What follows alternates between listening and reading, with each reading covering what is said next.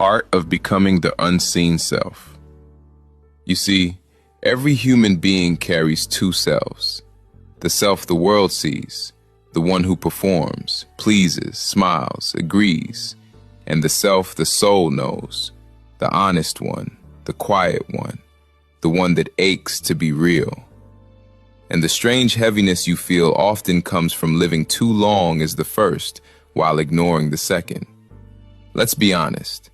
Most people live carrying expectations that were never theirs, roles they never chose, fears they inherited, stories someone else wrote for them.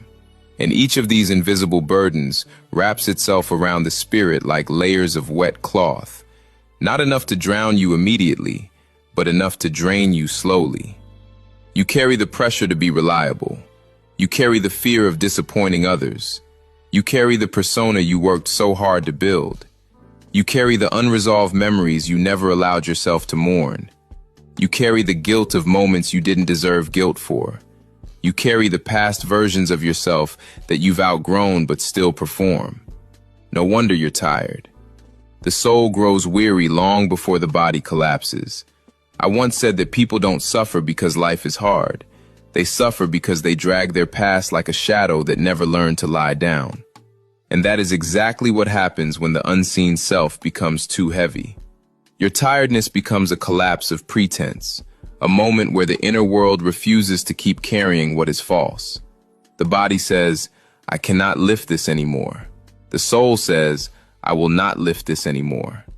And suddenly, you find yourself unable to rise, not out of weakness, but out of truth, because somewhere inside you, something essential has reached its limit.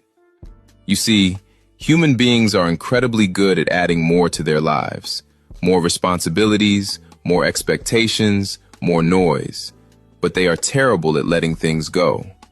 We accumulate emotional clutter the way a ship gathers barnacles, slowly, subtly, invisibly, until one day the ship feels impossibly heavy. And the weight doesn't come from who you are. It comes from who you no longer are. All the versions of you that stayed out of politeness, all the dreams that no longer fit, all the identities that once protected you but now suffocate you, all the emotions you swallowed because there was no safe place to let them out.